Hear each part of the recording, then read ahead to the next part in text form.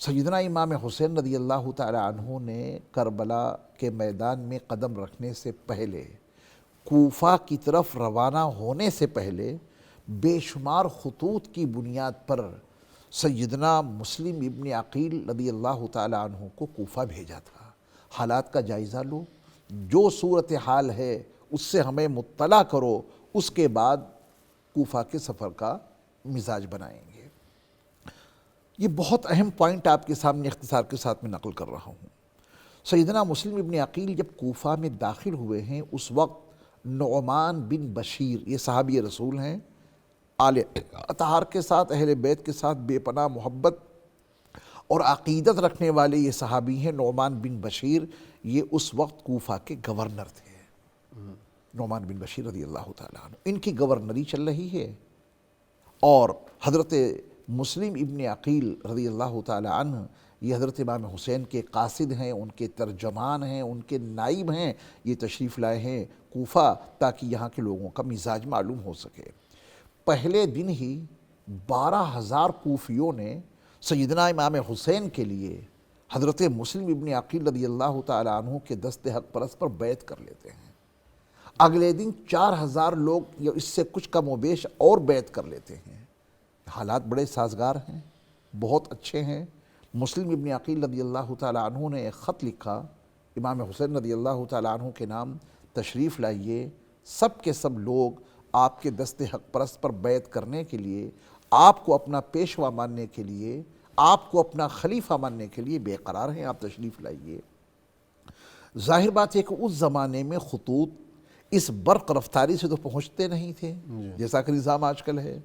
ادھر سے مسلم ابن عقیل کا قاصد وہ خط لے کر کے پہنچا، اور یہ اطلاع یزید کو دمشق میں پہنچائی گئی کوفہ سے کہ امام حسین کی نمائندے مسلم ابن عقیل یہاں آئے ہوئے ہیں، وہ کوفے والوں سے بیعت لے رہے ہیں امام حسین کے لیے۔ بہت اہم پوائنٹ ہے، یہیں سے قاتلان حسین کا سراغ لگ جائے گا۔ آج کی اس نشست میں وہ پوائنٹ عرض کر رہا ہوں، قاتلان حسین کا اصل سراغ یہاں سے لگے گا۔ یزید کے پاس جب یہ خبر پہنچی تو اس نے فوراً بصرہ کے گورنر عبید اللہ بن زیاد کو کوفے کا بھی گورنر بنایا، اور نعمان بن بشیر رضی اللہ تعالیٰ عنہ صحابی رسول ہیں، عاشق اہل بیت، عاشق آل اطہار ہیں، تو ان کو اس نے معزول کر دیا۔ عبید اللہ بن زیاد یزید کے حکم کی بنیاد پر کوفے کا گورنر بنا، اور کس طریقے سے اس نے شام کے وقت میں کوفے میں داخلہ لیا، کس طریقے سے اس نے حجازی انداز کا عمامہ باندھا۔ مغرب کے بعد کچھ اندھیرے میں چلا، لوگ سمجھ رہے ہیں کہ امام حسین آگے، اس کو سلام پیش کر رہے ہیں، وہ جواب اس انداز سے دے رہا ہے مکر و فریب کے ساتھ میں کہ لوگ یہ سمجھے کہ امام حسین ہی تشریف لے آئے۔ اس کا مقصد تھا کسی طرح کوفے کی گلیوں کو عبور کرتے ہوئے وہ گورنر ہاؤس تک پہنچے اور اچانک وہاں قبضہ کر کے نعمان بن بشیر کو معزول کرے۔ تو ان حالات میں جب عبید اللہ بن زیاد نے کوفے پہ قبضہ کیا، گورنر ہاؤس پہ قبضہ کیا، سیدنا نعمان بن بشیر رضی اللہ تعالیٰ عنہ کو معزول اور معطل کیا، اس کے ساتھ میں غور کرنے کی بات یہ ہے کہ مسلم ابن عقیل کے قتل کا پروانہ عبید اللہ بن زیاد لے کر کے آیا ہے۔ مسلم ابن عقیل کو عبید اللہ بن زیاد یزید کے حکم کی بنیاد پہ قتل کر رہا ہے، اور اس نے قتل کر دیا، آپ کے صاحبزادے کو قتل کر دیا، آپ کو پناہ دینے والوں کو قتل کر دیا، جو ان کا نام لیوا ہے اس کے لیے قتل کا پروانہ سنا دیا۔ یہ سب یزید کے حکم سے ہوا۔ جس یزید کے حکم سے مسلم ابن عقیل کو، جو امام حسین کے نمائندے ہیں، انہیں قتل کیا گیا، یزید کو اقرار ہے، عبید اللہ بن زیاد کو اقرار ہے کہ ان کے حکم کی بنیاد پہ ہم نے ان کو قتل کیا ہے، اور ان کے نام لیواؤں کو قتل کا اس نے پروانہ سنا دیا کہ اس طریقے سے تم کو قتل کیا جائے گا۔ ان کے قتل کرنے کے بعد ان کے جسم مطہر کو نیچے پھینکا گیا تاکہ لوگوں میں وحشت پیدا ہو جائے، ڈر پیدا ہو جائے، اور یزید کی خلافت نعوذ باللہ من ذالک، اس کی ملوکیت کو جو تسلیم نہ کرے، ان کے اندر ایک دہشت پیدا ہو جائے۔ تو قاتل کا سراغ تو یہیں سے لگ گیا۔ کون ہے امام حسین کا قاتل؟ لفظوں کے انکار سے کچھ نہیں ہوتا، تاریخیں اس بات کی شاہد عدل ہیں، اس کو ثبوت کے ساتھ میں پیش کیا جاتا ہے۔ 2 پروانے بھیجے تھے اس نے، یزید نے، مدینہ منورہ کے گورنر کے پاس ایک بڑا پرچہ تھا اور ایک ساتھ میں ایک چھوٹا سا پرچہ تھا۔ بڑے پرچے میں تو یہ لکھا تھا کہ امام حسین سے عبداللہ ابن زبیر سے بیعت لو، چھوٹے پرچے میں لکھا تھا کہ اگر یہ انکار کریں تو قتل کر دو۔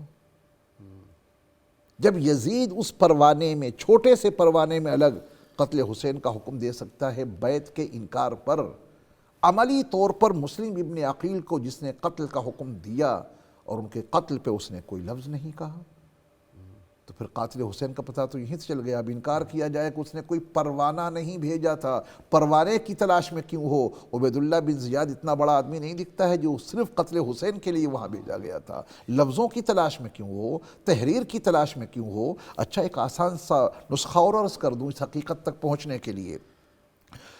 سیدنا امام حسین اور اہل بیت آل اطہار کی شہادت کے بعد جو مختصر سا خواتین کا قافلہ اور امام زین العابدین جو چھوٹے سے بچے تھے ان کی ایک چھوٹا سا چند نفری قافلہ باقی بچا ہے، باقی تو 72 لوگ شہید ہو گئے تھے، ان کو دمشق کیوں لے جایا گیا؟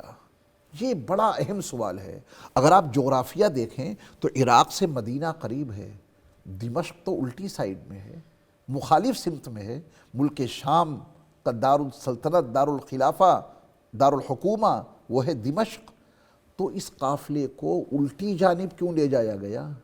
کیا مقصد تھا دمشق میں لے جانے کا؟ کیوں ان لوگوں کو اور سر حسین کو اور دیگر سروں کو یزید کے دربار میں کیوں پیش کیا گیا؟ ان کو امید تھی کہ انعام ملے گا، اچھی امید تھی ان کو کہ ہم نے اتنا بڑا کارنامہ جس کے اشارے پر کیا ہے۔ اچھا اس زمانے میں دشمن کا سر اپنے حاکم کے سامنے پیش کرنا یہ بڑی بات ہوا کرتی تھی۔ تو ان لوگوں نے، عبیداللہ بن زیاد نے اور اس کے حواریوں نے سیدنا امام حسین اور دیگر لوگوں کی سروں کو یزید کے پاس کیوں بھیجا تھا؟ بھیجا اسی لیے تھا کہ انعام ملے گا، کیونکہ سب اسی کے اشاروں پہ ہوا ہے، جب پیش کریں گے تو خوش ہو جائے گا۔ دو طرح کی روایتیں ہیں۔ جب یہ لٹا پٹا حسینی قافلہ، خواتین پر، معصوم خواتین کا قافلہ وہاں پہنچا ہے، کس حال میں پہنچا ہوگا؟ الامان الحفیظ، جن کے گھر والوں کے ساتھ میں اتنا خطرناک برتاؤ کیا گیا، کیسے ان کو شہید کیا، ان کے جسم مطہر کے ساتھ میں کیسی بے حرمتی کی، تو اس بچے ہوئے قافلے کے ساتھ میں اعزاز کا تصور نہیں کیا جا سکتا کہ ان لوگوں نے کوئی احترام کیا ہوگا، کوئی اعزاز کیا ہوگا۔ جب یہ قافلہ پہنچا ہے یزید کے دربار میں دمشق میں، تو دو طرح کی روایتیں ملتی ہیں۔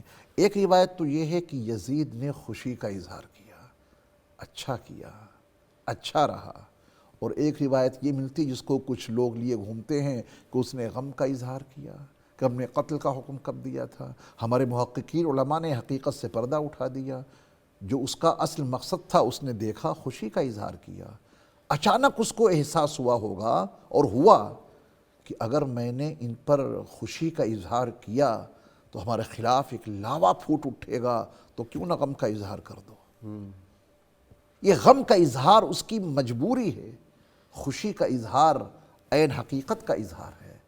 اس لیے قاتلان حسین کا پتہ لگانے کے لیے عدالت عالیہ موجود ہے، تاریخی شواہد موجود ہیں، نبی علیہ السلام کے فرمودات موجود ہیں، ان کے تناظر میں قاتلان حسین کا پتہ لگانا کوئی مشکل کام نہیں ہے۔ لوگ کہتے ہیں خاموشی اختیار کیجئے، اگر ان میں سے کسی کے بیٹے کا قتل ہو جائے، قاتل کا سراغ لگانے میں ہمارے ہندوستان میں سی بی آئی ہے، طرح طرح کی تفتیشی ایجنسیاں ہیں، ان کا سہارا لیتے ہیں کہ نہیں؟ تو قاتلان حسین کے لیے جو تفتیشی ایجنسیاں پہلے سے موجود ہیں ان کے حوالے سے تجزیہ کیوں نہیں کر لیتے؟ جیسے تجزیہ کریں گے قاتلان حسین کا پتہ لگ جائے گا، اور اس میں سیدھا نام یزید کا آئے گا، کسی اور کا نہیں۔ اگر یزید کا اشارہ نہ ہوتا، اگر اس کی طرف سے حکم نہ ہوتا، تو عبیداللہ بن زیاد اور دیگر جو قاتلان حسین ہیں، جو سر فہرست ہیں، ان سے کون سا انتقام لیا اس نے، کون سا بدلہ لیا اس نے؟ اس میں کچھ لوگ سیدنا امام حسین رضی اللہ تعالیٰ عنہ کے حوالے سے، سیدنا علی کرم اللہ وجہ کے حوالے سے طرح طرح کی بے تکی قیاس آرائیاں کرتے ہیں۔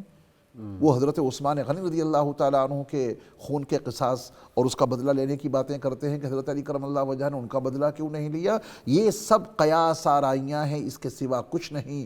حقیقت یہ ہے کہ حضرت علی کرم اللہ وجہ نے جن حالات میں حکومت اور خلافت کی عنان سنبھالی تھی، اس وقت کے حالات کا تقاضا کچھ اور تھا. یزید جس وقت اتنی بڑی سلطنت کا اکیلا بادشاہ بنا بیٹھا ہے، حاکم بنا بیٹھا ہے، اس کے لیے کیا مشکل تھا کہ قاتلان حسین سے کچھ باز پرسی ہی کر لیتا. کوئی باز پرس ثابت نہیں کی جا سکتی، کوئی ان سے انتقام لینے کا ثبوت نہیں فراہم کیا جا سکتا. اور انتقام یا باز پرس ہو کیوں جب اسی کے حکم سے یہ سب کچھ ہوا ہے. اس لیے قاتلان حسین کی خانہ تلاشی بہت ضروری ہے اور مشکل کام نہیں ہے. دلائل اور شواہد موجود ہیں، اگر ان سے صرف نظر نہ کیا جائے تو قاتلان حسین نگاہوں کے سامنے موجود ہیں. پھر بھی لوگ ان سے محبت کا اظہار کرتے ہیں. تبھی میں نے شروع میں کہا کہ ہمارا مزاج حسینی ہے، ہم حسینی صف میں رہنا چاہتے ہیں. یزید سے اپنی برات کا مکمل اعلان کرتے ہیں، جو جائے اس کے قافلے میں اس کی مرضی، ہم تو حسین کے ساتھ رہنا پسند کرتے ہیں. ماشاءاللہ، جزاکم اللہ خیر. اللہ سبحانہ وتعالی جزائے خیر عطا فرمائے.